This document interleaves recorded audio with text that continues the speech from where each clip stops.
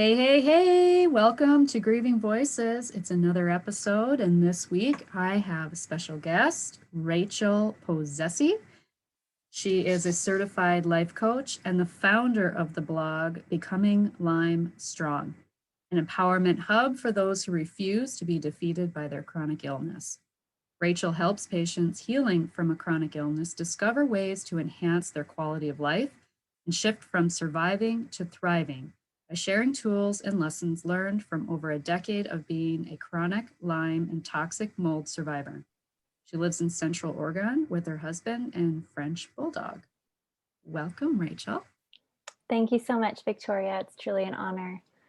And I'm so glad to cover the topics that we're going to be talking about today because it really has not been covered. The chronic illness piece is something that many people can identify and relate to. And so I feel like just based on the information that I've received from Rachel in advance of this interview, that this will be very helpful for many of you. So welcome again. Thank you for your time. And let's see, let's start from the beginning of your story. So I'm always interested too in how we learn as children about grief, because often that is what influences how we respond to it as adults. What were the lessons that you received about grief growing up? Yeah, that's a great question. I don't think it's really something that I've ever really given much. I hadn't really received any training on growing up. My grandmother passed away on my mom's side when I was in first grade. And I just remember feeling and kind of sensing. I remember my mom, experiencing grief and taking walks outside of her neighborhood. But I didn't fully understand kind of what that meant. I just knew it meant sadness. Um, and maybe, pulling away to, take some time to yourself, to reflect on that loss or that death. But, not a whole lot. You know, I think I think what I really was kind of led to believe was that grief was equated with death, but that there wasn't a whole lot of teaching on what happens when it's a loss of a dream or, other losses that aren't often talked about. And I feel like those are just as devastating in a lot of ways. Or they can be. And so having teaching around all areas of loss or grief, I feel like is really important to giving us the process and the space to be able to grieve that. And the communication, right? That's kind of what it comes down to, really, as well as, being able to communicate how we're feeling as the parent and Yeah. then to be there with you in whatever you may be feeling, right? Hmm. Um, how about when you got into your teen years? Like if you had a boyfriend and they broke up with you, or you didn't make it on the basketball team, or like those types of experiences. Did was there more communication as you got older? Um, I think the next time that maybe an opportunity really came up was when I was in college. I was a camp counselor, and it was actually the spouse of my grandma who had passed away in first grade, so my grandpa. And because I had spent more of my life with him, being older at that age, I remember just being told, we knew that it could really be at any point.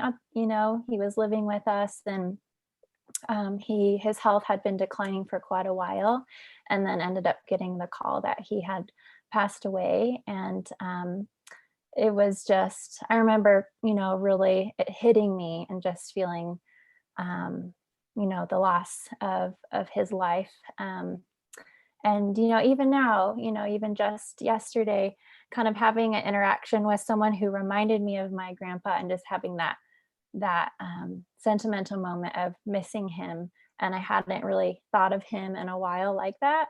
And so just the reminder of that, losses or death, that person never really leaves our life. They've always made an impact on us, and to give honor to that space and accepting ourselves when those moments hit us kind of unexpectedly. Did it feel more of like a family grieving experience then, considering you were older at that time, as opposed to when you were younger? More conversation, I guess, is kind of what I'm getting at. Was there more conversation about feelings amongst the family members? I know that I was living off, away from home at that point, an hour from home, and so not really. There was a memorial service held, but and definitely some tears shed, and I think a slideshow. And so, kind of in the memorial, I think there is more of an acceptance of being able to share in those emotions. But in general, I feel that there is kind of more of this idea of you cry alone, or you don't really show the sadness, or if you do, you apologize for it.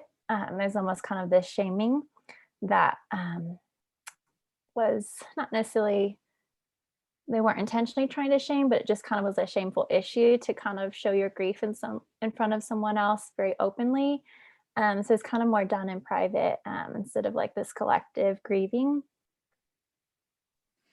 And that brings up a good point, and kind of a point that I'm trying to highlight. And that's why I'm kind of bringing the question up in a couple different ways, is that even if there's no conversation, it's like a non-versation. We still are taking lessons from those non-versations, right? We're Mm, still learning through example of how to process what we're feeling. And like you said, and we grieve alone. And that's actually a myth of grief in what we are taught and what I teach in the grief recovery method. It's one of the myths. mm, And that's why the program is so brilliantly written, because it applies to everybody, almost nearly everybody, because we've all been taught generally the same things. Grieve alone, replace the loss, don't feel bad, all these mhm. things. Time heals all wounds. I mean, everyone Right. knows the ending of that line, right? Yeah. It's universal teaching, really, unintentionally, but just for the example you just shared, in that when there isn't conversation, you're still teaching those things, because when you're not talking about how you feel, you're grieving alone. That's the lesson Yeah. then, right? Right. Yeah. Unfortunately. Um, so I know that we're talking about loss of health, really, and your chronic illness and things like that. Take us to the beginning for you, when everything kind of started to snowball in that way. Yeah, so it was a gradual process. I even remember, being a kid and just feeling like I couldn't get enough sleep, where I would lay down in the pew at church and literally take a nap during church because I was so tired. And I just thought that was normal. And, my family kind of chalked it up to I was going through a growth spurt. I needed extra rest. And that kind of continued through high school where I just felt like I couldn't sleep enough. Um, and really, where there was a huge shifting point was in college, where um, I ended up living in a dorm that was older and had water damage, and end up having mold in it, which I didn't know at the time. But I remember feeling like I would just start having these crying spells where I just like would start crying and I felt sad and I couldn't describe or figure out what was going on. I just thought maybe I was homesick, or it was my first time away from home and I was pretty close with my family. And so it really was a progression. By the time, let's see, I don't remember the exact details. I just know I think it was the summer before my senior year of college, where I just was not doing well. I was sleeping, I could have slept 12 to 14 hours a day and still wake up exhausted. Somehow was still making it through college and passing my classes, but I just felt like I was surviving. I did feel at the time too, I grew up in this area, but in the Pacific Northwest, and kind of the Willamette Valley area. It's very damp, and they call it. Well, in Washington, I was just over the river in Vancouver, Washington. They call it the Evergreen State because there's so much rain, and it's beautiful. But as a result of the moisture, there's a lot more. It's more prone to water damage buildings or flooding, or which can create mold pretty fast. And um, long story short, I first found out that I had a gluten sensitivity, and since removing or taking out gluten out of my diet, it really was a huge, huge difference. I really noticed an immediate difference within a few weeks, and wasn't didn't really struggle with that fatigue or exhaustion that I did before. Um, and it just so happened that that next year I was also living in a newer dorm, and the first 3 years they were all older places, and had mold. And so come to find out later, I actually have a genetic predisposition to, if I'm exposed to toxic mold, my body doesn't have the ability to detox it like a normal healthy immune system. And so it kind of just accumulates to this toxic level and puts more and more burden on the immune system. Um, and so that senior year, when I took out gluten and I was out of a moldy environment, I felt the best I had in a really long time. But then I took, let's see, after I graduated, um, I ended up going to Colorado for a semester, doing a leadership school there and kind of figuring out what my next step was. And then ended up moving home for a while. Um, and then I ended up moving and deciding I wanted to go to grad school. And so I moved into this um, cute little home built in the 50s. Um, and you're probably, I guess, where this is going, but ended up getting so sick in that house.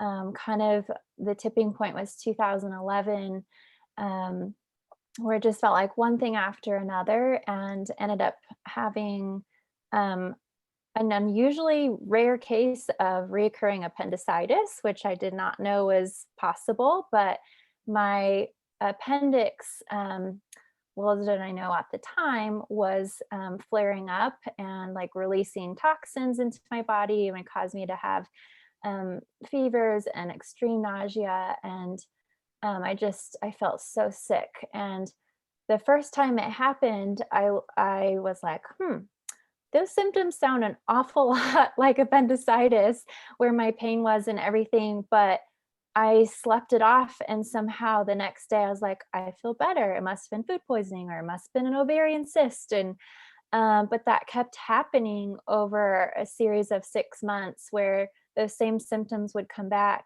but um, they would kind of resolve. And so I ended up not, against my better judgment or intuition, not going to the ER until that fourth time. I was like, okay, this is ridiculous. I'm going to get answers if it's the last thing I do.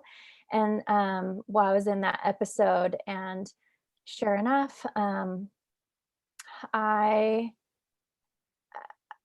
I want to be careful of how I word this without pointing blame, because I know that my family was doing the best that they knew at the time for where they were at. But my parents ended up coming to pick me up because I was so sick, and I was staying with them, and we had planned to go on vacation as a family that next day. And my mom was a nurse growing up before she had my sister and I. And so she kind of had this like, suck it up, tough cookie, you're fine mentality. And kind of told me like, well, you know, I told her, Mom, I really feel like I need to go to the emergency room. I feel like something's not right. And she said, well, if you're not back by the time we leave, we're leaving without you. And that's not really like her typical vibe, but that's just how she responded in the moment. And so I called my middle sister, crying and saying, will you take me to the emergency room? I feel like so sick, I can't drive myself. And so she took me, but she ended up dropping me off instead of waiting with me. And I remember telling the emergency room nurse, like, well, it couldn't be appendicitis because I'd be dead. But they did do a CT scan, and sure enough, it was indeed appendicitis. And he's like, this puppy needs to come out like right now. It is really bad. And so I ended up going to emergency surgery alone. And I know I don't need to apologize for any grief, but it still does get me that I end up feeling so abandoned in that moment that no one believed me, and didn't take me seriously, that, I really could have died. But I trusted my gut and I went in, and sure enough, it was appendicitis. And um, most people today end up getting to do like a laparoscopic one, but because I had waited, it was so bad they had to do a full open surgery with like a 2-inch scar on my pelvis. And I remember thinking after waking up in surgery and seeing this beautiful sunset, like, ah, that was it. Like, it's over. I can resume my life. But little did I know that really was just the beginning. And ended up really having one thing after another to my, I moved, after I recovered from my surgery, went back to the house and was going to grad school. And my grades ended up plummeting. I'm a straight A student, valedictorian, and had to, basically end the semester without being able to finish. And so I got like incompletes. And so that kind of should have been a red flag that I just really wasn't myself. Um, and so, it's really a long story, but to kind of condense it, um, it really was the mold exposure that I was living in. Um, and, coupled by my immune system was just being split. And the appendicitis, I'm not sure where that came in, but um, my immune system was just not happy. And so really it got to the point where my health just kept declining and declining, where I couldn't finish school. I had to stop working, and just I was truly desperate to figure out what was wrong. Um, and I will be honest, I think it is important to share, for other people listening, because I know it's really a lot more common than we think. But it got to the point where I didn't want to live anymore because I was that sick. I had no quality of life. No one really fully understood or believed me or validated me. I really felt alone, and trying to figure this out all on my own. And I had been to 14 doctors at that point, and still no one really understood it. And so I guess to fast forward, I ended up finding out a connection with the mold and realizing that that was a piece. And so I ended up moving out and moving back in with my parents. And it was a long journey, but if you fast forward to 2013, I actually ended up getting away on a vacation with my family to Central Oregon, and I realized that I felt the best that I had in a very long time. My brain fog had kind of lifted, and I felt more energy, and I felt more like myself, and kind of started to put the connection that, in a high desert climate, it's so much more dry. There's not as much opportunity for mold growth, although it does happen in, perfect settings. But so I ended up deciding, like, well, I have these two choices: that I can stay where I was with, potential friends and family that I had, and, college friends I'd built a life with and a support system, but potentially stay sick. Or I could start over where I really didn't know anyone in Central Oregon, but potentially recover my health. And that's what I chose. I decided to go for it. And it really was the best decision I could have made for myself. That I didn't heal overnight, but that move just really, and I guess in combination with that, once finding out that I did have that mold, They call it mold biotoxin illness, or another name is CIRS. So chronic inflammatory response syndrome. So since getting on a medication called cholestyramine that basically binds up those toxins and allows your body to kind of excrete them out, slowly kind of reduce that toxic burden. I was really noticing, like, okay, we're barking up the right tree because I'm feeling so much better. And then combined with the move, it wasn't overnight, but I would say over the next year or two, I was on the right path. I was feeling so much better. And along that point, it's ironic, but I ended up meeting my now husband, and so I ended up getting to the point where I did feel like, okay, like I'm getting my life back. My grad school actually let me finish my last year online, so I was able to graduate, and I started dating this wonderful man, and it felt like my life was coming back. And after thinking, I didn't want to live anymore, it really was just um, it was such a second chance at life that I felt so grateful. And that's actually what ended up, um, prompting me to become a coach. Was I promised myself that if I ever kick this, I I have to go back and help other people who are struggling with this. It's so mysterious, and it's growing in awareness, but it's still unknown enough that so many people are going undiagnosed. Um, and I guess it is such a long story, but I will just kind of conclude the story with saying that, after feeling pretty good for a couple years and feeling like, okay, I'm in remission, my health's recovered, I'm doing well. Um, I am kind of taking on more things in my life. I ended up relapsing really hard in 2018. And I'm grateful for that relapse because I actually ended up finding out more puzzle pieces to my story that I didn't realize were at play. And so before, I'd known I had the mold issue and the gluten sensitivity, and I had a thyroid issue that had caused Hashimoto's for me and affected my inability to lose weight and just feel tired and depressed, things like that. But then in 2018, I was also officially diagnosed with a few other things like chronic Lyme disease, and um, I ended up officially getting diagnosed for endometriosis and deciding to have surgery for that as well. Um, and then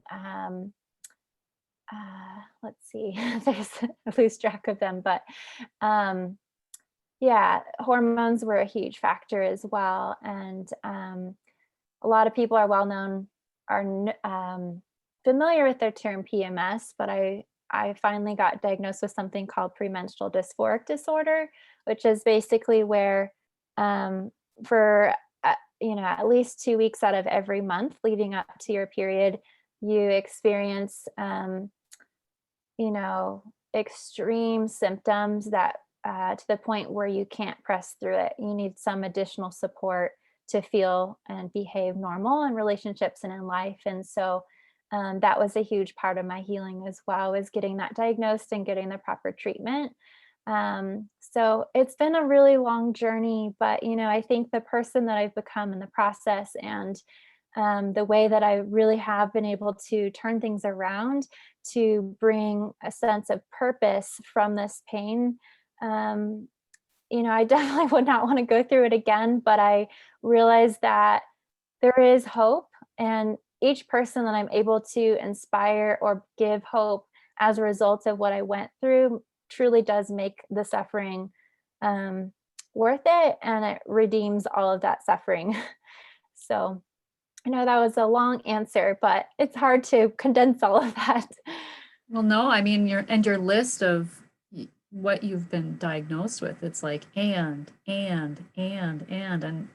my heart goes out to you. I cannot imagine how you probably felt like you were kind of going crazy. I mean, am I Yeah. right? Yeah, I think that, um, it I did have the conversation with my family where they at one point, they did question my sanity of, like, can we really believe, like, is this in her head? And it was incredibly invalidating, and I think being met with that, and especially being the youngest in my family, I think it was, easier for them to kinda just chalk it up to, "Ah, she's being overdramatic," or, like, "She just wants attention," or, um, and but I think I've over the years, as I actually was validated and getting a diagnosis and then having, a positive response to the treatment, I really learned to trust my own voice and to trust my intuition, even if no one believes me or understands, because my intuition has gotten me to where I am today, and I would not be, where I am today, or honestly even still here had I not trusted that. And you mentioned something too in your form about mast cell activation syndrome. Yes, thank you. I forgot to mention that one. Yeah, because So, I'm curious. That's why I brought it up. yeah, so that, I wanna say that was in July of last year. I've kinda lost track, but, um, basically, that is where, mast cells, have to do with the immune system, and when they become hypersensitive, because your immune system is not functioning properly, you react to things that you wouldn't normally react to, and Like in the so environment? Like in the environment? yeah, in the environment and also in foods, and so I ended up having a weekend where um, I had heard of, like, histamines before, people take over the counter antihistamines, and so the histamine, um, system is kind of at play here, and so basically if you, eat a lot of foods that are high in histamines that are such as, like, fermented foods, like, yogurt or, um, uh, sauerkraut, or even things like chocolate or tomatoes, just like these random things that they just happen to, um, be higher in histamines. Um, if you have mast cell activation syndrome, it can cause things to go haywire. And so I actually, I had a wedding that I attended over the weekend. I don't normally drink alcohol, but I did drink like one or two drinks, for a wedding and then for like 4th of July, and accumulating, those after 4 days on Monday. In the morning, when I did my normal routine, I ate, my same goat yogurt and, my hot lemon water, and then I think a cup of caffeinated tea, and I took my vitamins or my supplements for the day. I, ended up having what I believe was like an anaphylaxis response or reaction where, I'd never had anything like this in my life, but it felt like my throat was starting to close in. I looked at my hands and they got all itchy and swollen. And I looked in the mirror and my face looked like I had been sunburned like a raccoon. It was like beet red. And I knew I was having an allergic reaction. It was so scary. I was home alone and I just thought of the movie in Hitch where he has allergic reaction to shellfish and ended up like drinking a bottle of Benadryl. And luckily, I had a liquid bottle on me for my dog in case he gets stung by a bee. And so, sure enough, I ended up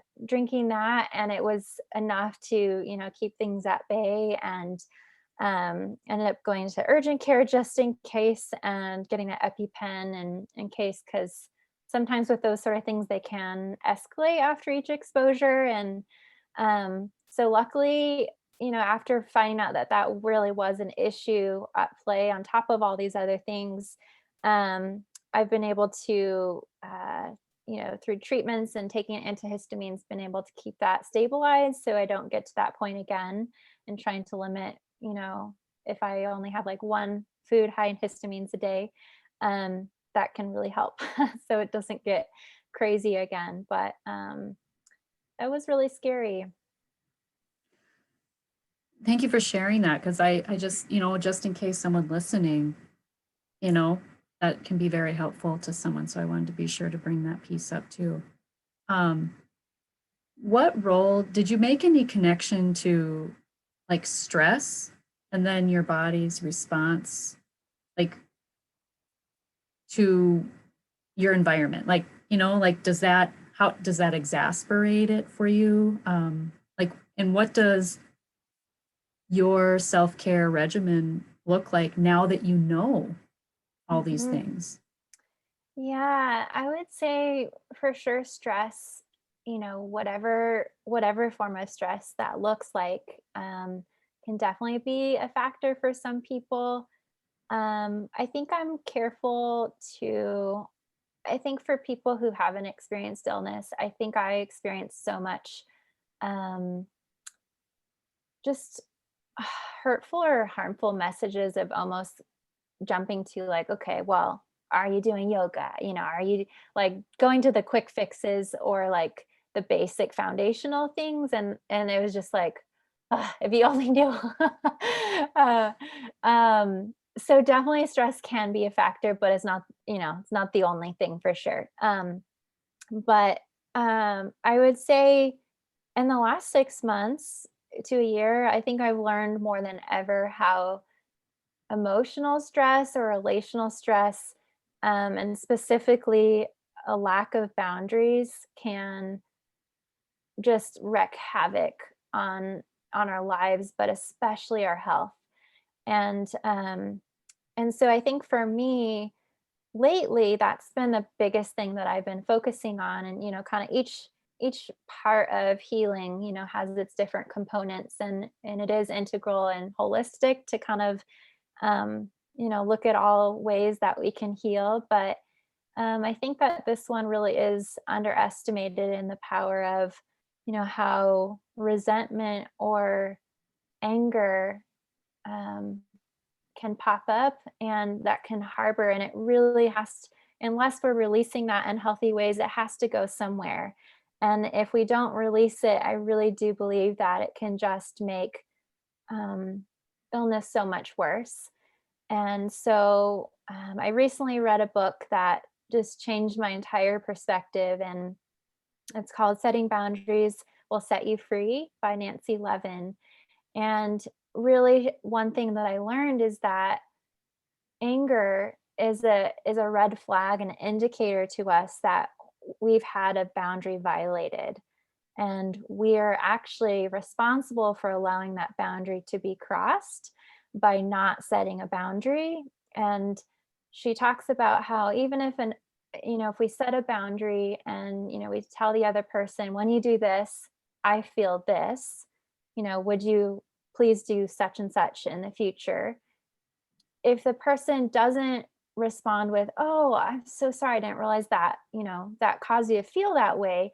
I will definitely work on not doing that again." And, if they give us a little flack for it of like, "Well, who's hypersensitive now?" Or, they give us more blaming or shaming as a result, the goal is not to get them to agree. It's how are we still in control of the situation and ourselves, to how will we protect ourselves in the future if that situation happens again.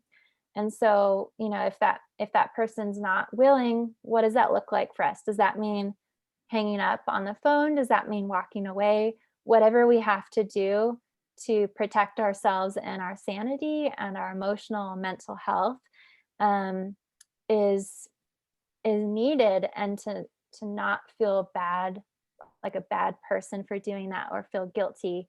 And even if we do feel guilty, that's a good sign that we're actually standing up for ourselves. Amen. I agree with all of that, because I deal with emotions, right, in the work that I do.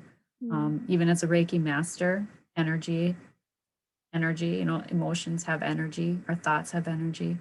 And in grief recovery, we say that resentment is a poison that you take Mm. wishing the other person dies. Mm.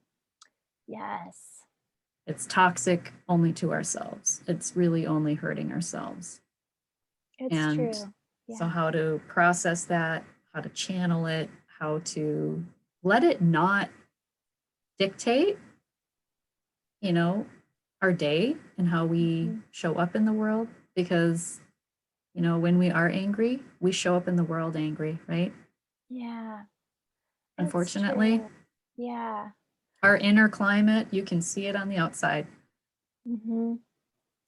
Yeah, and I think that one thing that's not often talked about is, I think most people are so afraid of, you know, the consequences of setting that boundary, of, the other person will cut them off or how they'll respond or get mad at them.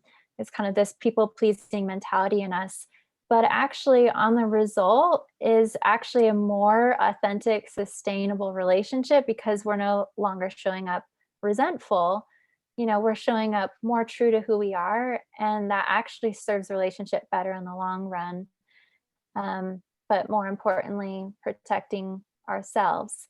Um, but you're exactly right that we are the one who suffers, and we're the ones who allow it to happen if we don't stop it. So taking that ownership into creating changes where we feel someone's making us feel angry or resentful or violated. On a recent podcast interview with a gentleman, I the thought came up that, my podcast is Grieving Voices, and it's all about normalizing grief. It's normal and natural. But I think too, it's also about normalizing emotional honesty. Just the Mm, fact that let's just normalize being honest, because I don't like to be lied to. You don't like to be lied to. Nobody likes to be lied to. Yet we lie to each other all the time when someone genuinely, well, and here's the thing too about genuinely, but like I would genuinely ask, like, how are you today? How are you feeling? And to most people, it's like, oh, okay, it's just conversation, small talk. It's the same old question. I'm fine. So that's how we respond. I'm fine, rather than really digging into, no, really, and I have done that. Like no, something's off. What's going mm. on? You want to talk about it? And if not, that's okay. I'll just sit here. I'm going to send you a joke, though. I'll tell you a joke because that's my nature. Like, I see you're down. You're not going to talk about it, but I'm going to send you something to make you laugh. And that's kind of how I, like, Mm, just, I'm mm, here for you, right? mm, I read an excellent book too after I went through the grief recovery method myself, the program. That's where I learned I didn't have boundaries and I needed boundaries. And mm. the book is actually called Boundaries. Let's see. Oh, by Cloud and Townsend. Mm, mhm, I can show you that later. I'd have to actually reach it. I should have had it within my arm's reach, but mm, that was eye opening for me as well. Um, mm, so, on top of, let's shift gears a little bit, and a lot of your grief story is revolved around loss of health and things like that. But what was the ripple effects of that? I know you mentioned you had to, stop school for a while and your job. Really, what was the impact of chronic illness for you? mhm.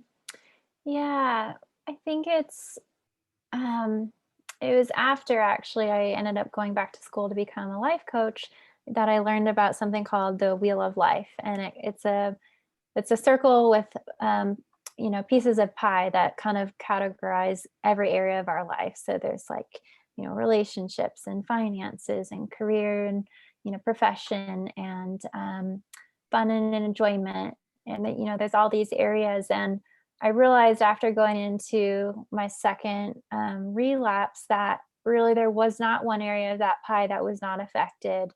It I just I think that's what's so overwhelming about illness is that um, it really shakes not just your mentality of the world and how your dreams and your goals and what you thought that you would achieve, maybe by a certain point in your life, um, and your identity with that. But just everything, your finances, where you're putting so much of your finances towards getting better.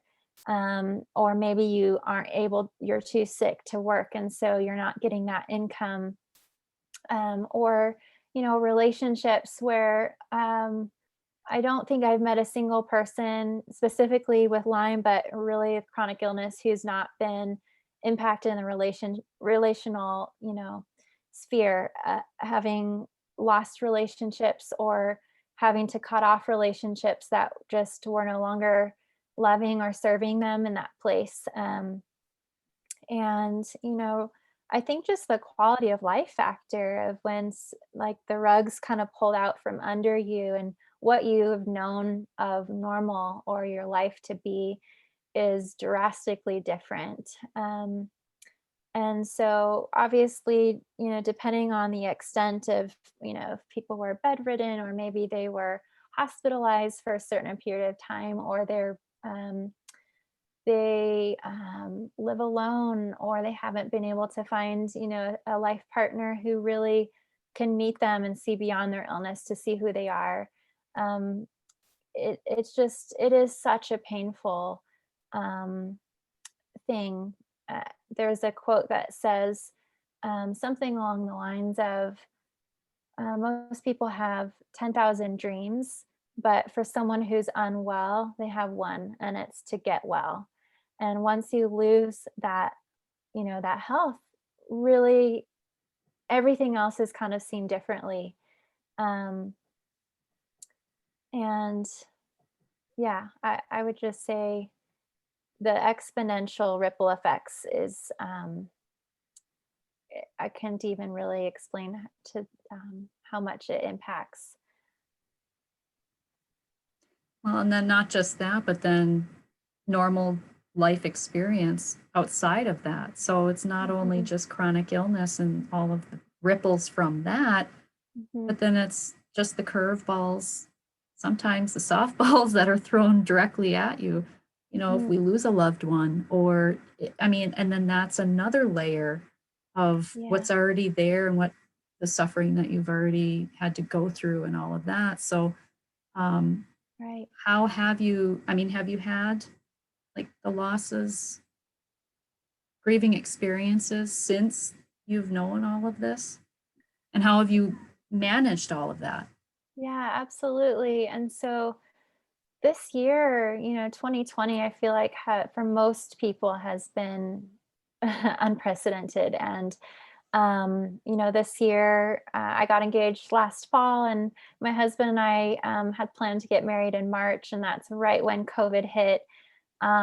Really, since the beginning of 2020 till now, it's been an onslaught where my grandpa passed away, and then Nathan's grandma was diagnosed with pancreatic cancer and was given less than 6 months to live. And then the wedding that we planned and dreamed ended up getting ripped out from under us, and our venue canceled on us 5 days before because of COVID, and our limits were put down to 10. And so we basically ended up having to essentially elope after spending 6 months like doing nothing but wedding planning. And then so we ended up having like this intimate ceremony, and we had planned to have just, my immediate family and Nathan's immediate family, and then found out the week of the wedding, my sister's family had COVID, or we didn't know it had tested positive at that point, but they had all the symptoms. And so we ended up having to make the really hard decision of like, they can't come, we can't all get this.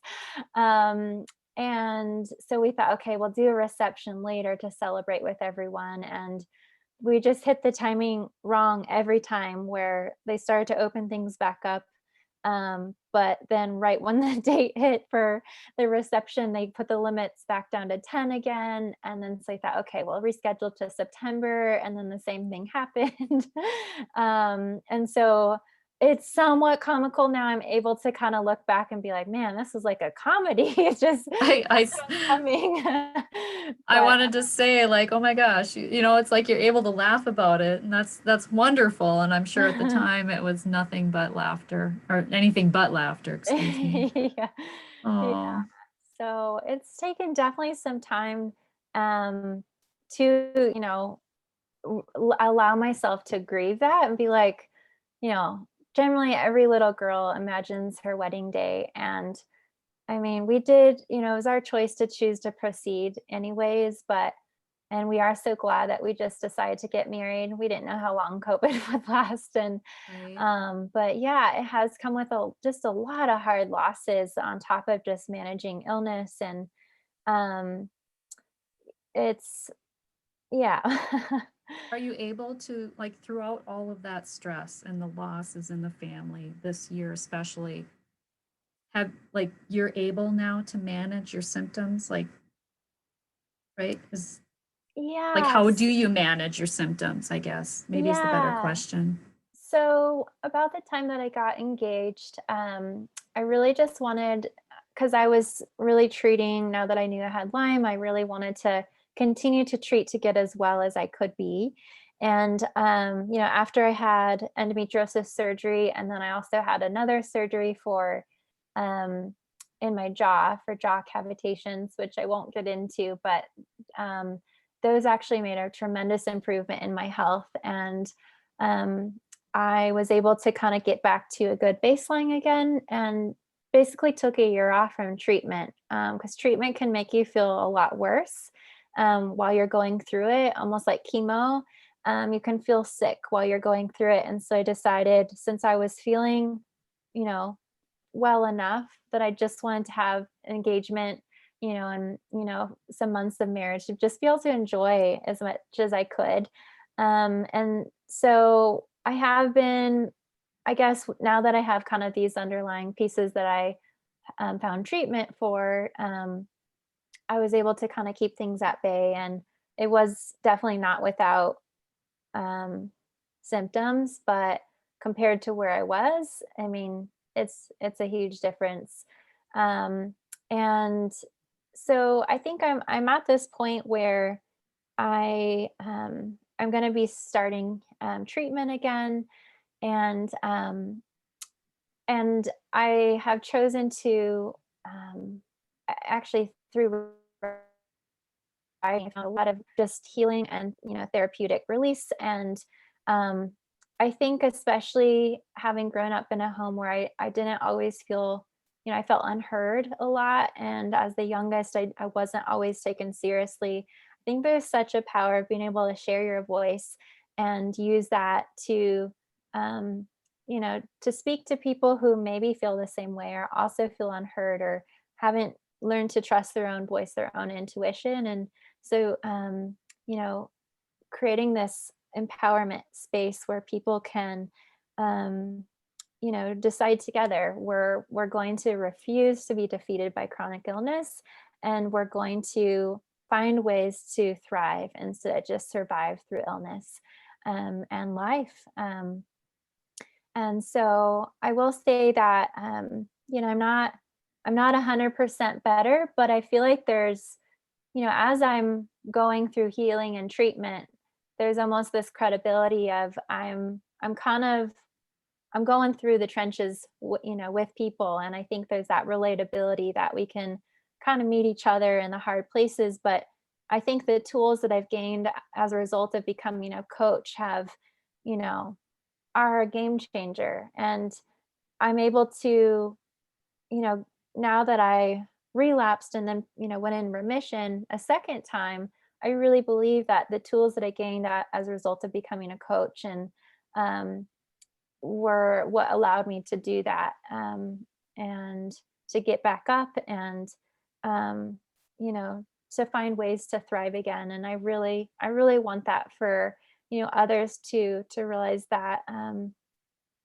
they don't just have to go through every day um, feeling this level of desperation, despair. There are tools and ways to help yourself feel empowered, even while you're going through hard things. I'm the baby too. I get you. Oh Yeah, yeah, I I get didn't you know that. there. Mm, Um, and I was gonna say too, it took you many years to get to where you are now. Like, it was many years of chronic illness. yeah. And it's like, it's going to take probably even well, hopefully not as many, but you can speed it up when you know what you're dealing with, but Yeah, it's going to take time also to undo that, right? Undo the right. damage that had been done. Mhm. Um, and I know you mentioned too about, and I didn't realize this, like, um, but there's a risk in having a baby with congenital Lyme when you yourself have Lyme disease. Yeah. So, it's there's research now, it's somewhat, well, it was somewhat controversial, but actually now the CDC does have, a diagnosis code for a baby that has gotten Lyme from its mother. And so it's the research does show that it is indeed a possibility and a risk factor for sure. And they're researching new ways of how to decrease that risk, but there's never a guarantee to know for sure that um, if you don't put Lyme into remission prior to getting pregnant, that baby or child might also have Lyme as a result of being born in utero through its mama.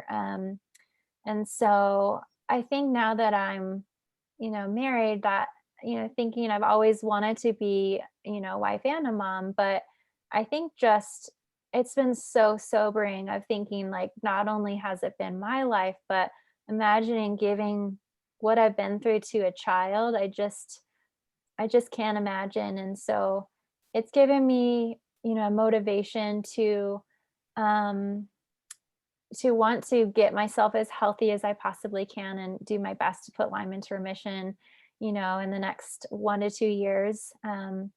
Is kind of my timeline of, treating as best I can, and, it's kind of it's in God's hands after that, I guess, of what ultimately happens, but to know that I'm doing as much as I can um, to be wise and responsible.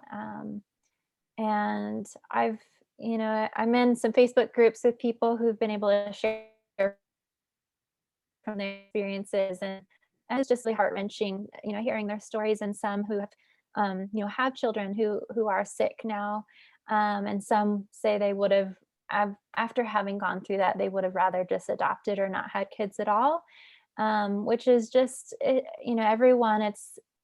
It's just so painful, I think, to think about, when you're a newlywed, to having to think about that on top of just everything else is very overwhelming. Um, but I really want to be I want to honor that desire that I've always wanted kids, and if that's something that is, I guess, is a part of my future, then I want to do what I can to set myself up for success. Amazing.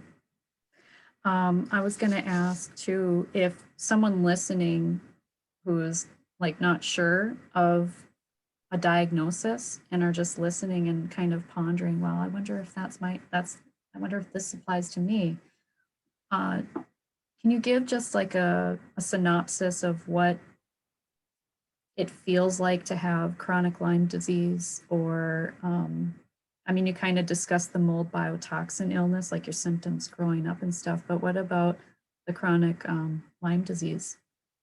Yeah, great question. So, um, there are so many symptoms that can be manifested as a result of having chronic Lyme. So, I guess I want to quickly distinguish that there's basically two types of Lyme. And so, if someone gets an exposure to Lyme, maybe they got bit by a tick or even a mosquito, or they're thinking now that it can be transferred even through like spiders.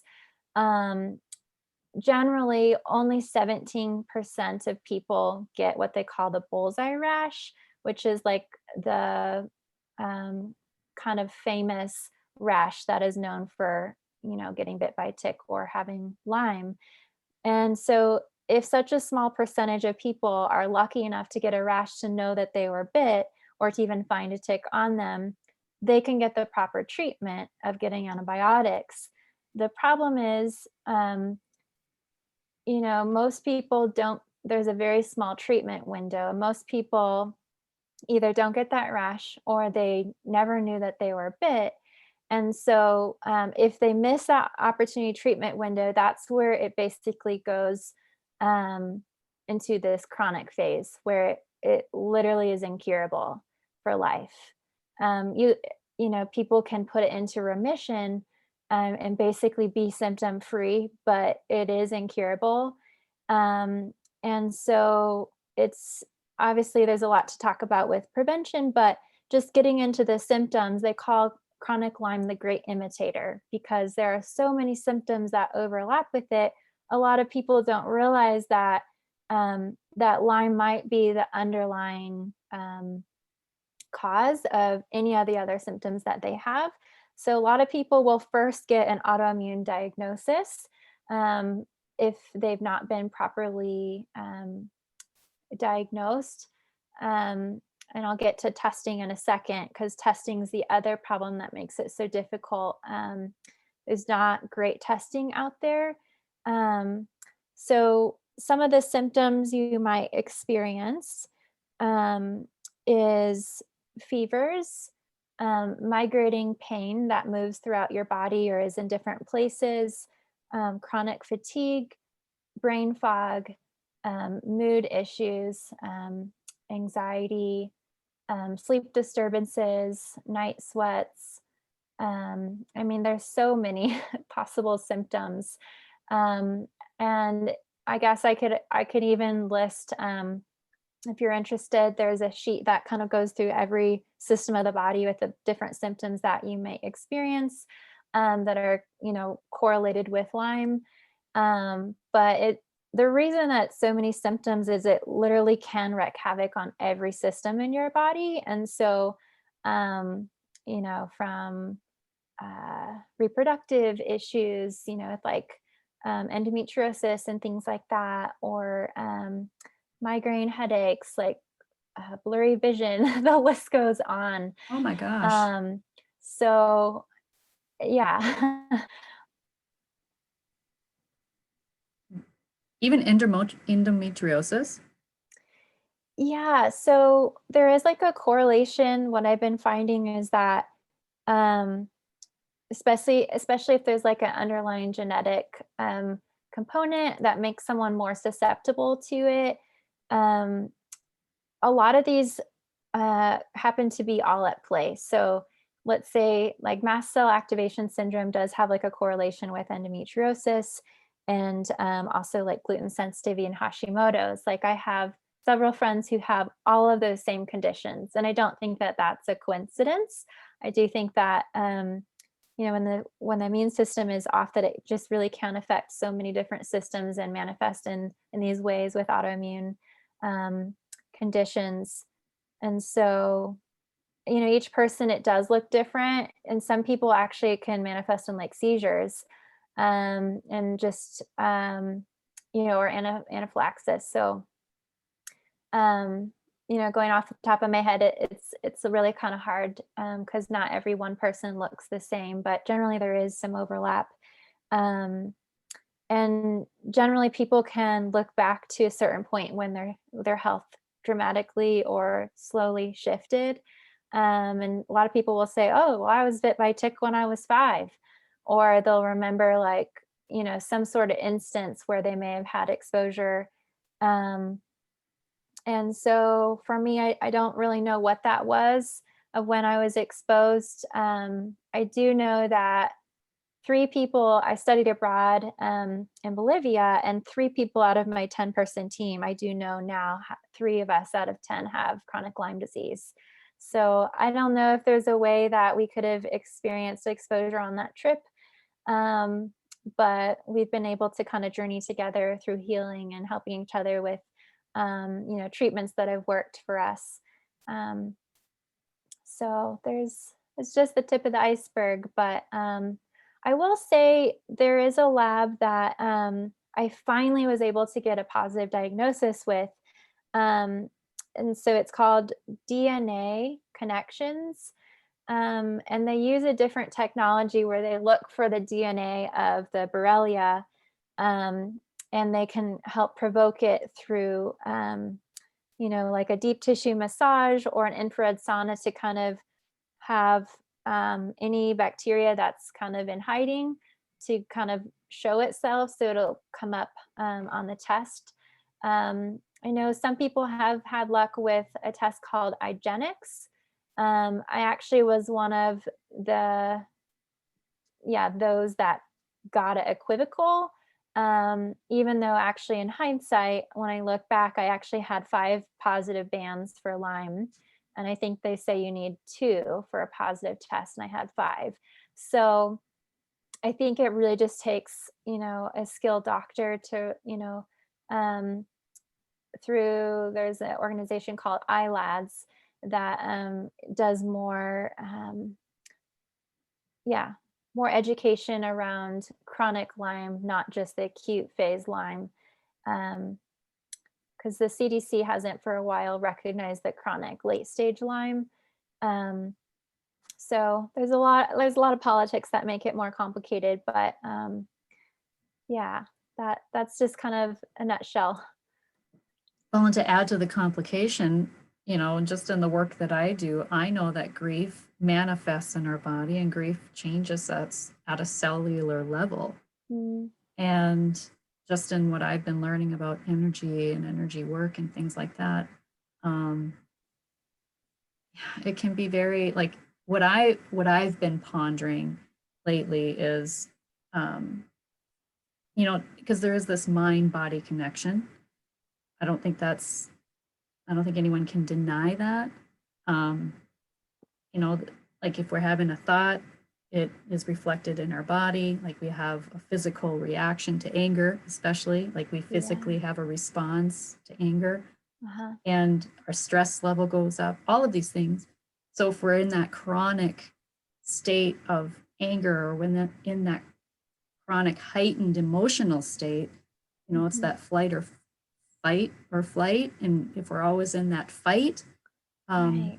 do you think that there is a correlation between like the mind body connection, emotional stress being a trigger for autoimmune? Absolutely.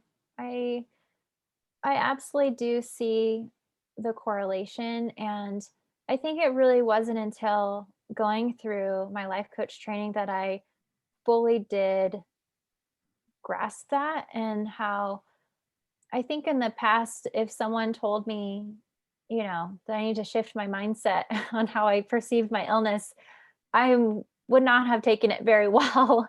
But I think having gone through and realizing that by choosing not just to react, but by choosing how we show up and how we perceive something, it really does affect uh, how we act or don't act.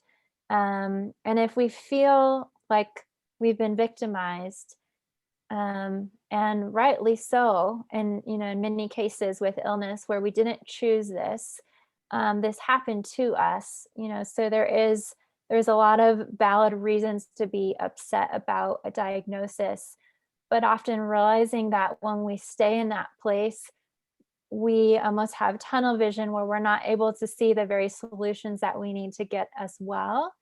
And I found that there's actually an assessment that I use with my clients now that can help figure out, what kind of mindset they're showing up. It's an attitudinal assessment, and so um, one of the ways that I found most helpful, and actually didn't even realize at the time that I was using this, was that when I was going through my darkest days, really the only thing that kept me going was believing that someday I was going to be able to help someone else. And I didn't realize that that was actually a coping mechanism for moving forward and choosing hope, and knowing, so there's this mindset where it's an opportunist mindset, and realizing that you can reframe something to believing that something good, something beautiful, something positive is happening as a result of this. And it's not just happening to you, it's happening for you, so that, maybe this is a part of your calling and how you can help other people. And so that's kind of just a little example of how, mindset really does make a major factor. And I the more that I've been able to study this, the more I am passionate about helping to empower others with that knowledge and knowing that they can choose how they show up. And it's so much more satisfying, and life is so much more fulfilling with that it's almost like we put on I have my computer glasses here, and it's almost like we put on a different pair of glasses and we can see the world or our illness in a different way. And as a result, we see it differently, we feel differently, like you're saying, and we respond differently as a result. We make different choices. It's really powerful. It is. I can speak personally, my experience. It took me many years to get there, though, and maybe, and obviously, probably for you too, or for many people. Yeah. You don't just one day, and maybe you have like this life changing moment, but does it take a life changing moment to shift your Mm. perspective?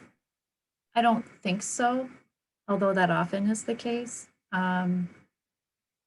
Sometimes we just have another loss that's like, oh, I can't take anymore. That something needs to change. I'm tired of feeling this way. We get tired of our own Mm. crap. We get tired of feeling the way we feel. We just want to feel better. And Mhm. that was me. I just Mhm. wanted to feel better. And like you said, Mm.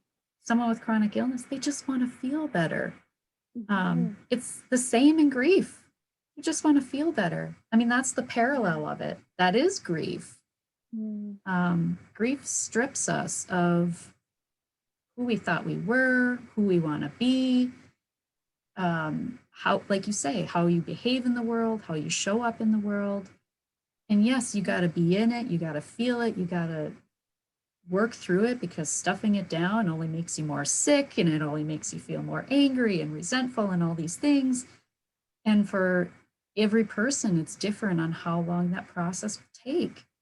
Mhm. But what I find what I find that breaks my heart is when it takes people years and decades, like me, it took me decades to Mm. have that moment where, yeah, I can put new glasses on. I can see this differently. I can get curious about why I'm feeling the way I'm feeling. I can get curious about things that can bring healing to my life. And then when you start doing that, it's like more and more and more shows up. The Mm. people show up, the resources, the books, the happenstance conversations, right? That point us in Mhm. another direction that only brings more healing. And it's Mhm. cumulative, and it's cumulatively positive, Mm. where grief is cumulative and it's cumulatively negative. It's the same, it's that duality of, yeah, there can be these really miserable years, but if you don't have hope, I just wanted to feel better. I just wanted to help other people. Um, I had a loss at the end of September 2018 where I was just like, Mm. I just want to feel better and I just want to help other people. Mm. And it's changed my life. Mm. Having that fire in my belly, like I need to make something, like I just had this strong desire to let not all this suffering be in vain, right? Right? Yeah. Right. Mhm. Mold it into something new and positive and inspiring and encouraging for others. Mm. Yeah, I feel that from you and the work that you're doing Mm. as well. Thank you. Thank you. So, those listening, I'm going to circle back a little bit to some specific questions that I try and answer. If it's not answered directly, I try and ask a few questions just to give the listener direct insight into the educational piece. So if they themselves don't identify themselves as a griever, which many of us don't, but newsflash, all of us grieve something. So we're all grievers in at the heart of it. But what did you find most unhelpful? And I know you spoke about not feeling validated and things like that, but what was there anything else you'd like to share on that? Yeah, that's a great question. Um, I think that what I found most unhelpful was the pressure that I felt from other people, to have to continue to be who I've always been to them while I'm going through my grief.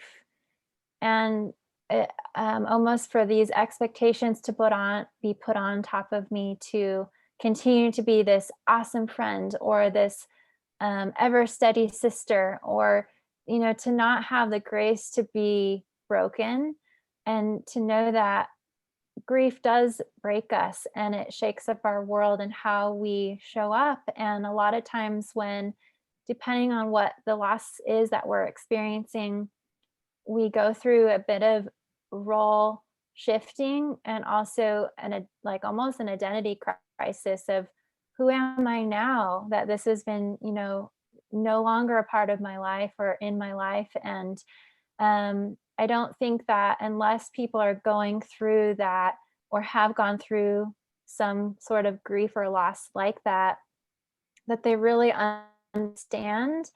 And therefore, there can be this sense of judgment of, um, upon us, of we're not doing it right. I felt a lot of criticism, from those when I was going through the darkest seasons in my life, where I felt, instead of feeling support, being carried by them, I actually felt the opposite, that they were thinking of how I wasn't able to continue to give the way that I always have been a giving person. And that was incredibly hurtful to me, to realize that their motives were pretty self-focused on, you're not doing this for me anymore, and that makes you a selfish person, versus realizing, actually, when people are able to truly put themselves in our shoes, they're not going to be thinking about themselves. They're going to be thinking about, wow, I had no idea that you are struggling so much. Like, what can I do? How can I show you that I love you and I'm with you in this? Um, so I think it takes a pretty emotionally healthy and mature person who I think can kind of put themselves on the back burner to meet us where we're at in our grief, without making it about them and judging us and criticizing. I don't know if you found that to be true for you. I'd be curious. I think a byproduct of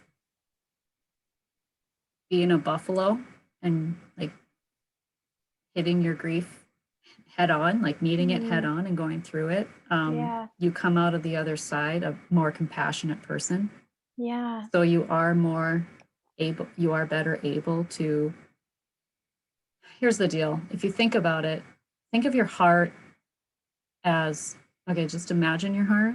And if you're filled with so much grief and despair, not even despair, maybe just sad, just so full of sadness and anger and resentment, like you said, maybe bitterness even. Um, it's like sludge. Imagine like it's just sludge on your heart, right? And as you start to process and work through, and what's the word? Some of that sludge kind of just dissipates, right? Kind of Mhm, is replaced with probably more light, mm, you know?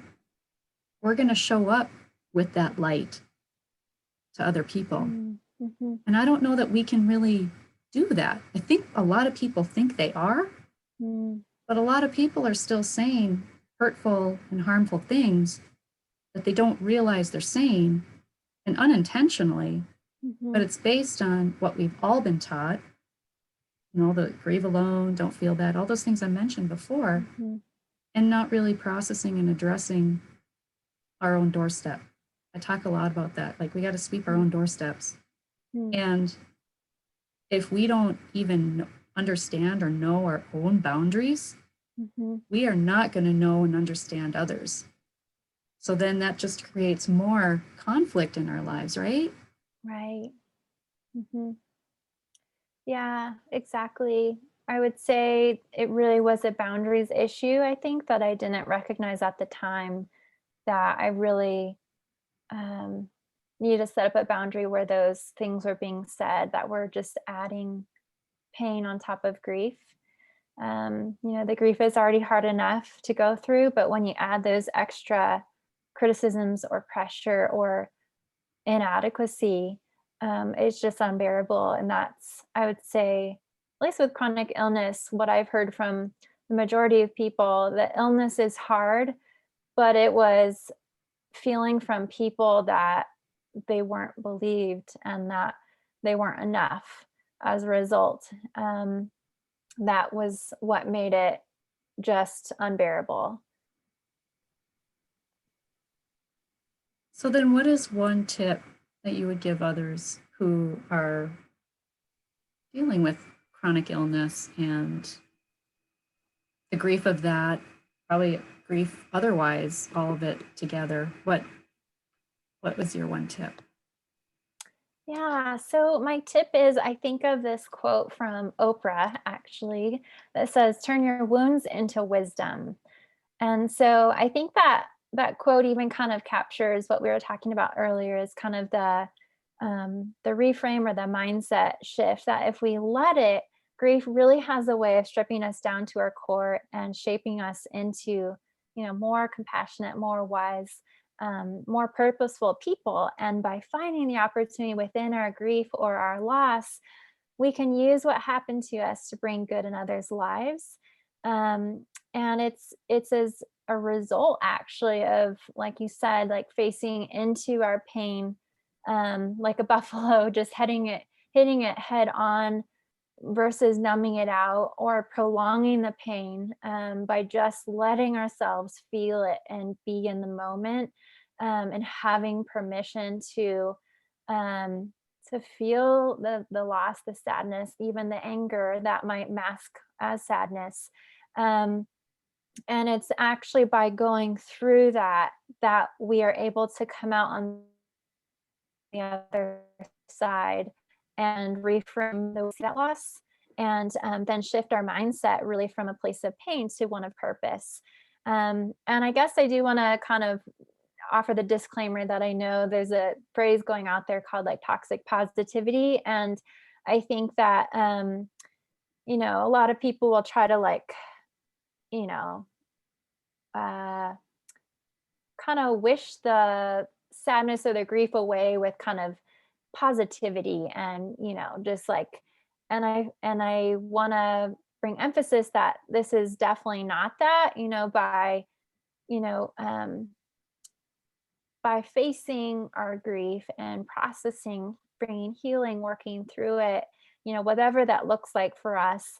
I really see that this is contrary to that. It's having processed our grief so deeply that we're able to discover beauty and purpose and wisdom from in it. And as a result, we can bring that as a gift to others. So yeah, I guess bringing and realizing that our wounds do bring wisdom, and for us to be able to find, not just why is this happening to me, but what can I learn from this, and how can I use this experience in my life to um, to be shaped into the person that I was always created to be, and to help others to become that as well. Um, One tip or one thing I want to ask you then too, because I know that that process, like we mentioned earlier, is not like a quick fix. It's not like you wake up one day and, oh, I just shifted my mindset. All right, let's roll. Let's start yeah, healing. So, totally. do you have a different tip for someone who is just like not there yet? Like, I'm not there yet. Like I'm still like I'm really feeling this. I'm really deep in it. I don't need your positivity talk. I don't need your, like whatever it is. Um, Mhm. what is your tip for them? I would Because say that I think it's a very different kind of tip. yes, I agree, and I appreciate you asking that, because I think that, when I was in that place, I wouldn't have been ready, I think, to hear that. Um, and I think that one of the ways actually that we can uh, it's kind of counterintuitive, but kind of move ourselves towards healing is accepting ourselves exactly where we're at, um, with no judgment and no shaming, and truly giving that safe space to.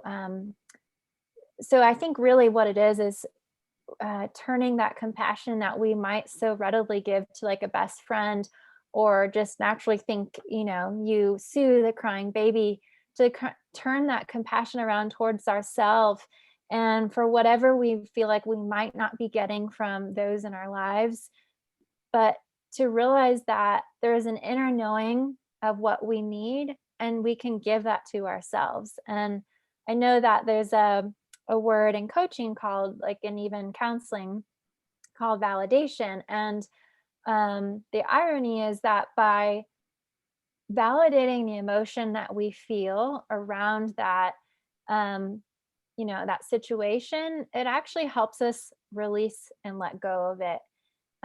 So an example of validation might be, if someone's feeling,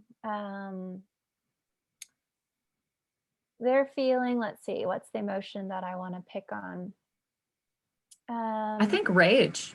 Like if I okay. can just feel like, I mean, if this, I mean, because like in 2014, I was having physical symptoms. I was having Mhm. overall body aches and Yeah. headaches and all these different, my hair was falling out. And Mm, for me, it was grief. yeah. I did find out I had Epstein-Barr reactivation, Yeah. which I'm still kind of learning about. It's like Mm, mono in your body that's reactivated, but mhm, I really don't even know much about it, actually. mm, Nothing was really done about it, put it that way. mm. So Yeah. I'm still like in the research mode of that. But um, it's almost like rage against the self, because my Mm, body is just fighting against me. I can imagine, like, that's my experience is nothing in comparison to probably what you went through or anybody else, and I'm not meaning to compare, but mm, I can I think I'm empathetic enough. I can put myself in your shoes, and I think I would mhm. feel rage to myself, against myself, angry at myself that my body is, showing up for me in that way. Like my body. It's almost Mhm. because we have a relationship to our bodies, right? Yeah.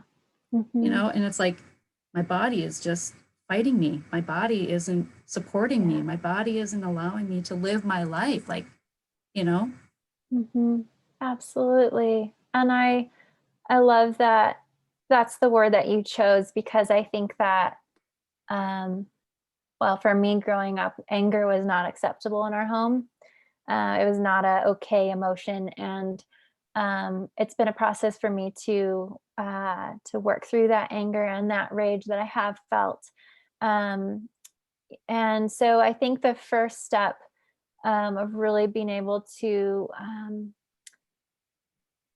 grieve, I think, is to validate that, and to say that it, anyone in your shoes experiencing and going through what you're going through would feel rage right now.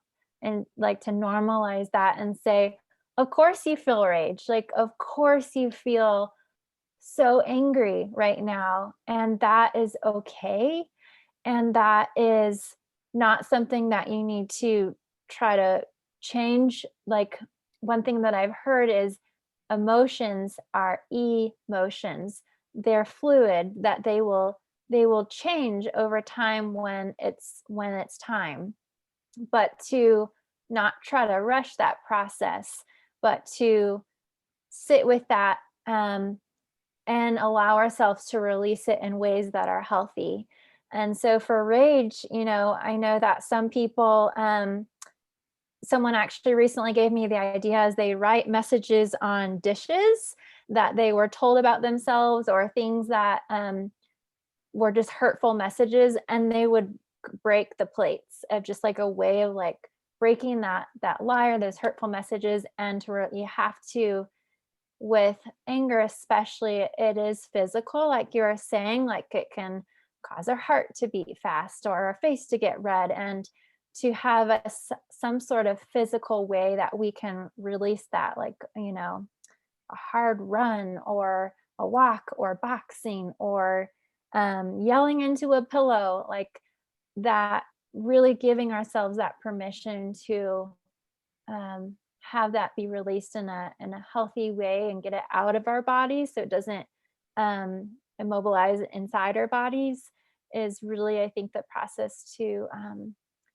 move forward and to feel free of it. Yeah, if we think about stress and like cortisol is the stress hormone, I would imagine that endorphins are the opposite of that, Mm, right? So, what can we do to combat cortisol? Well, we need more endorphins, right? that's a great, So, I mean, there's plenty of research behind exercise, right? mhm, That it's good for our mental health. And so, mhm, with that note, though, with autoimmune, you feel really tired and exhausted, right? mhm. So, what is your suggestion for that? Like, can you combat fatigue with exercise? Like, or Mm. is that, what did you find for yourself in that regard? That's a good question. I think it really depends on the person and, their particular diagnosis and where they're at in their healing. Because there were definitely times when I was just way too sick. I was barely getting off the couch or out of bed, much less exercising. I think for some people that's like you don't get Mm-hmm. it. Mm-hmm. That's why I But brought it up. yeah. So I think finding, I think um that's why I think I found writing to be so powerful, or even um a voice memo that you don't intend to send to anyone, but even the power of speaking something out loud and recording yourself, of just getting it out. Again, I think something that it's leaving your body in some way through writing or through yelling or through some sort of, like, even music and feeling the music. I think that's really, it's powerful. And I guess whatever way, I guess, we can experiment in whatever way kind of is speaking to us, or, being somewhat creative in how we can find ways to, um, you know, work through these emotions. Listen to your intuition, right? That's right. Yes. Follow the nudges. Mm. Things keep showing up in your life. Maybe keep seeing Dancing with the Stars, and a friend tells you, "Oh, we went dancing last night," and someone sends you like the dancing emoji. And it's like, what's with all this dancing? Maybe I need to go dancing. The universe sends us messages all the time, and Mm. I think we just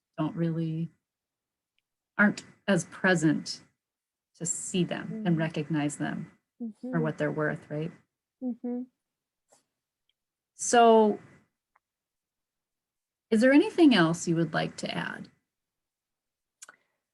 I guess I just want to say how much I really do appreciate the conversation, and allowing the grieving voices to be shared, and collectively knowing that we're not alone in our suffering, even if our suffering looks differently.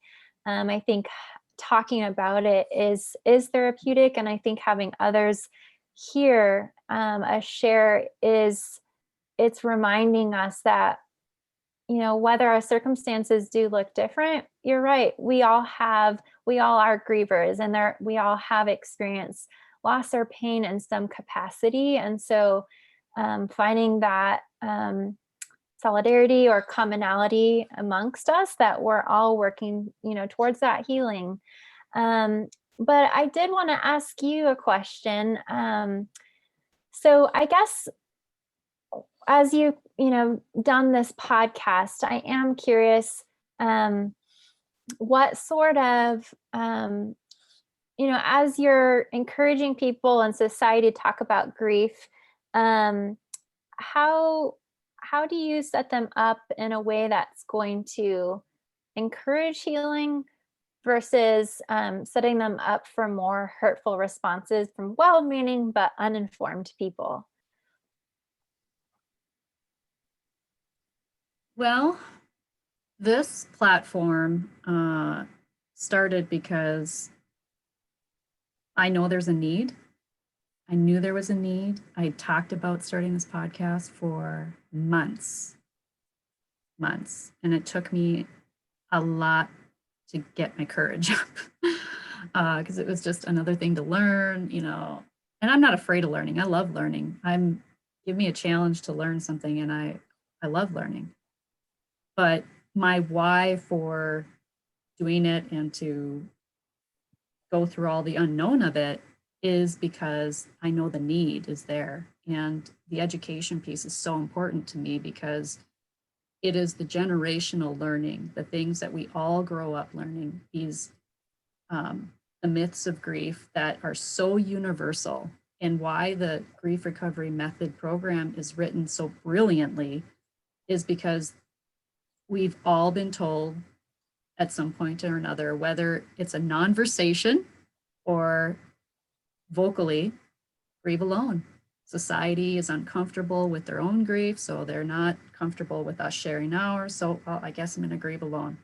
Time heals all wounds. You just need to let time pass. Oh, well, you're not over it by now. It's been a year, chronic illness.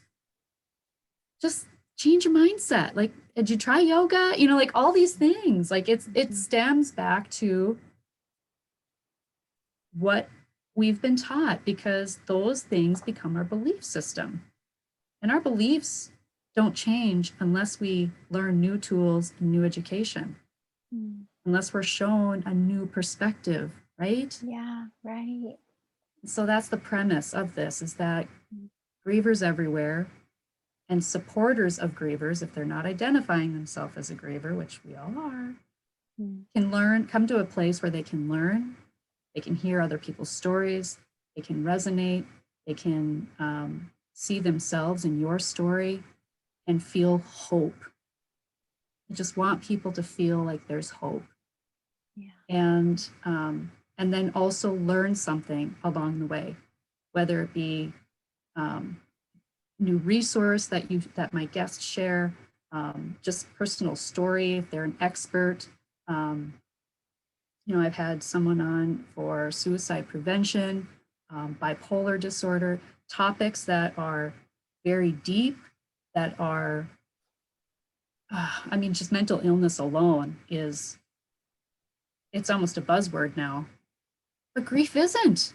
Why isn't grief a buzzword? I want grief to be a buzzword. And so I want us to talk about it like it's not some sort of disease. Yeah. I'm not saying there's a cure for grief. There isn't a cure. We love, that's why we grieve, and we love ourselves, or we have a love for ourselves. Otherwise, we don't have hope. Yeah. If we don't have hope, that's the thing. Like, if we lose hope, oh man, that's tragic. So the uninformed and unhelpful responses or hurtful responses, it stems from lack of education. And I think too, when we start to dig into our own, that's when we really learn about ourselves too. I think we forget who we are, who we were even before grief entered the room. And for me, I was 8 when my dad died. My grandma died the year before. Grief's my best friend. We've been pals for a long time. And I feel like it's made me. It's made me, and it's prepared me for this work. So I appreciate that question. It's a good reminder for my why too. Thank you for sharing. It definitely does shine through you. And I think as you were sharing, it helped me remember that when people are, like you were saying, it is a lack of education. It's a lack of new perspectives to reshape how they think about grief. And so when they do share these hurtful messages that are well-meaning, but still hurtful, I think it does help slightly for me knowing that is from their uninformed, uneducated perspective, that it's not an intentional meaning, of hurting me, although it does hurt. But kind of coming from this place of compassion of knowing that I haven't always had, this education either. And so, they're on their journey of healing, and hopefully soon enough they will be discovering for themselves, as well, and can pass that on, pay it forward to others. And so, um, kind of even that compassion or feeling sorry for those who have been uneducated, or haven't had this education, is helps me have a little more grace when people are hurtful. Yes, perfect. That's like exactly right. It's changing our perspective, right? Mm, It's taking the 1% ownership of how we react, no, rather how we respond mm, to someone who's saying something unhelpful or that is hurtful. Thank you for that. I think there's an episode that needs to be done just on that. mm. Um, maybe my blog post. Yeah, thank you. Yeah, it's a very good point to bring up, because there is power in that as a griever, right? Mm, Well, thank you for sharing, but I know it's true for me. That's true for you, and that's yours to own. mm. I don't need to own that, Yeah. Mhm. and letting it go, giving them grace, sending them love, and because we only have control over ourselves, right? Right. Mhm. So, where can people find you if they would like to hear more about what you do and about the services you provide, and if they'd like to connect with you? Yeah, well, they can check out my website at becominglymestrong.com. So my goal really is to provide, this. I see a lot of resources out there on treatment, on the physical, but I don't see a lot of resources that really give practical tools and, wisdom while we're going through the healing, and how we can set ourselves up for success, and finding ways of improving our quality of life. And so that's really my goal. And I really love to build relationships and invite those who, um, know that there's more and want to be, warriors and fighters together. And my social media should be, um, linked on my website as well if they just want to check that out. It looks like you're becoming Lyme Strong on Facebook and Instagram, correct? Yes, I've got a couple. Those are probably going to be where I'm most, most active. I've got a Pinterest board and some things, and, maybe some videos coming up here. But, as of right now, yes. Perfect. Love it. Love it. Love it. Such a good conversation that I know applies to probably many. Do you Mm. have a statistic on this? Do you have a stat? Don't mean to put you on the spot, but do you have a stat for chronic illness in the United States? I do know, obviously, because of my experience with Lyme, I do know that, they say the diagnosis of chronic Lyme is, roughly 300,000 people per year, and that actually exceeds breast cancer and AIDS combined. Wow. So it Wow. is, there's not a lot of awareness out there for how prevalent it is. And, I was on the health coaching side for a while, and now I'm more on the, life coaching side. And so I've kind of seen both sides, but, there just needs to be more awareness and just more teaching in general of how, now what? You've got this information. How do I continue to live with this information? Well, and especially since it can be congenital, which Yeah. I had no idea. So thank you for bringing that to my world, to my knowing. You can't unknow something once you know it, right? Yeah. So thank you for sharing your knowledge and your wisdom, your grieving voice, and I've appreciated our time very much so. And remember, when you unleash your heart, you unleash your life. Much love.